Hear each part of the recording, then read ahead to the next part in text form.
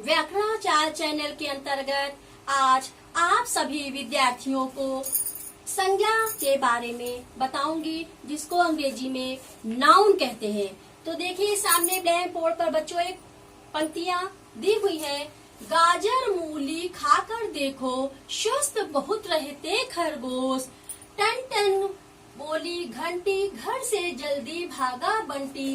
Rail में थे मेरे नाना, साथ लिए खाना। रोज सुबेरे खिल जाते फूल, क्यारी को महकाते फूल।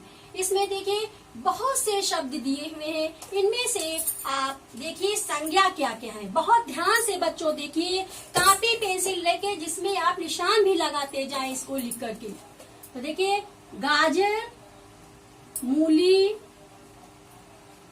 खरगोश, टन टन, घंटी, बंटी, रेल, नाना, खाना,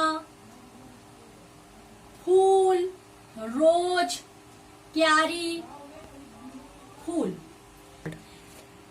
अब यहाँ दी हुई संज्ञा की परिभाषा और अच्छे से आप इस परिभाषा के माध्यम से समझ सकते हैं। देखिए किसी वस्तु,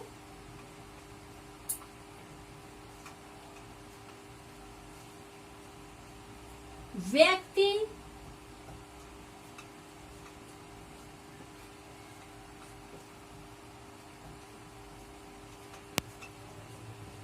स्थान अथवा भाव के नाम को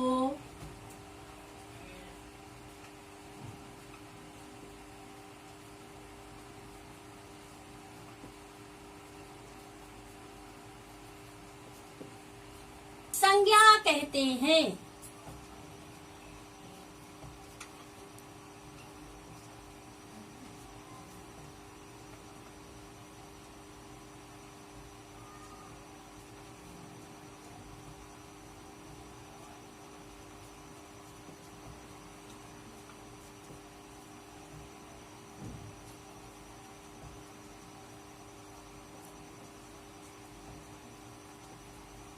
उदाहरण,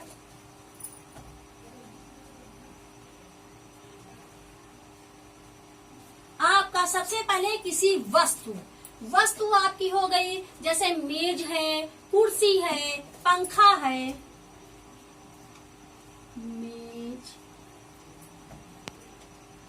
मेज, कुर्सी, पंखा, कलम।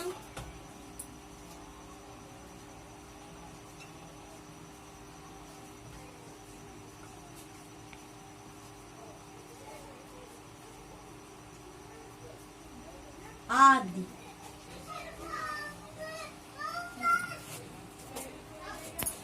तो यहाँ देखिए बच्चों मेज है, मेज भी कोई वस्तु है, कुर्सी भी आपकी वस्तु हो गई, पंखा भी वस्तु है, कलम, ये सब वस्तु के अंतर्गत आएंगे। दूसरा दिया हुआ है व्यक्ति। व्यक्ति के अंतर्गत आएंगे राम, मोहन,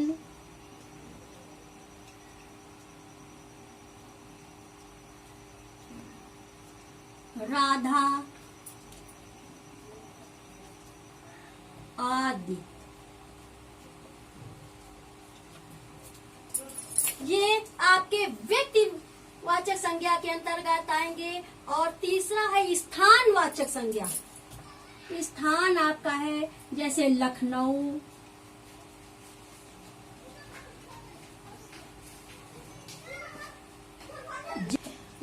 जयपुर,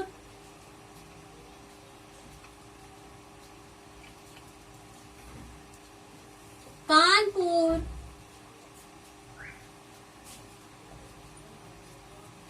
सब स्थानवाचक के अंतर्गत बच्चों आएंगे। भाववाचक संज्ञा के अंतर्गत जैसे कि मिठास,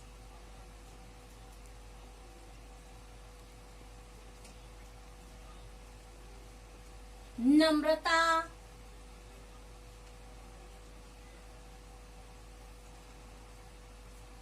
ईमानदारी,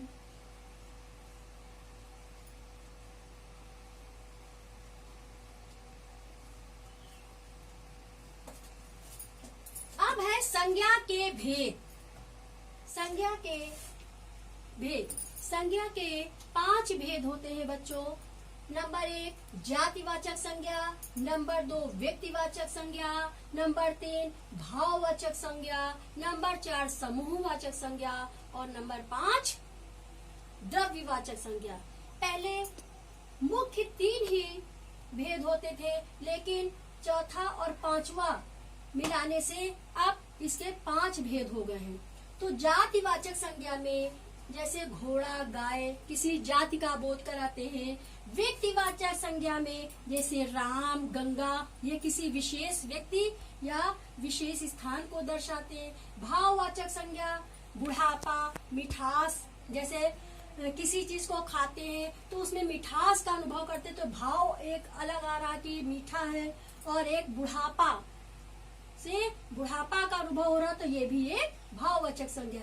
समूह वाचक संज्ञा गुट, मंडल, जैसे कोई मंडल है जो समूह में रहते हैं, मंडल में व्यक्ति। और एक है द्रव्यवाचक जिसमें लोहा, सोना आदि तोलते हैं। अब आया हिंदी में कुछ प्रश्न दिए हुए हैं, तो ध्यान से देखिए। हिंदी में संज्ञा कितने प्रकार की होती है? तो यहाँ लिख देंगे बच्चों, हिंदी में संज्ञा 5 प्रकार की होती है। ये देखिए आपके सामने दिए हुए, तो आप यहाँ लिख देंगे 5। उसके बाद देखिए, किसी भाव, दशा, गुण अथवा अवस्था के नाम को क्या कहते हैं? भाव, अवस्था, गुण, दशा के नाम को हम भाववाचक संज्ञा कहते हैं। भाववाचक संज्ञा।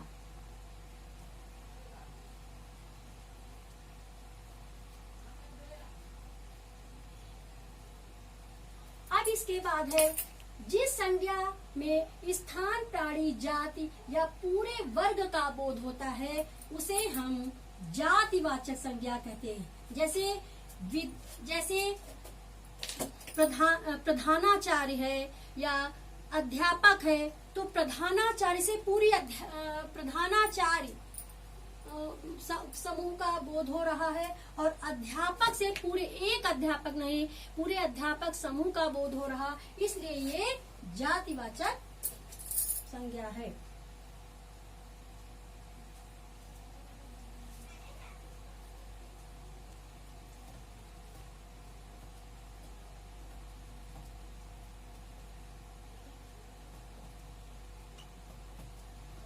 समुद्रगुप्त को भारत का नेपोलियन कहा जाता है। समुद्रगुप्त में कौन सी संज्ञा है?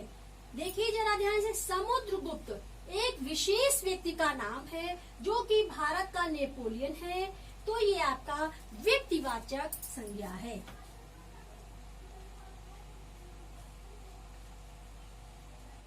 बच्चों, आज आपने पढ़ा संज्ञा किसे कहते हैं, संज्ञा के कितने भेद होते हैं, और उससे संबंधित कुछ प्रश्न भी आपसे हल कराए। आशा करती हूँ कि आपको संज्ञा और उनकी परिभाषाएं, उनके भेद के बारे में अच्छे से आ गया होगा। यदि बच्चों आपको ये अच्छे से समझ में आया है तो हमारे चैनल को लाइक एंड सब्सक्राइब करना ना भूले, जिससे आगे के वीडियोस भी आपको प्राप्त होते रहें। धन्यवाद।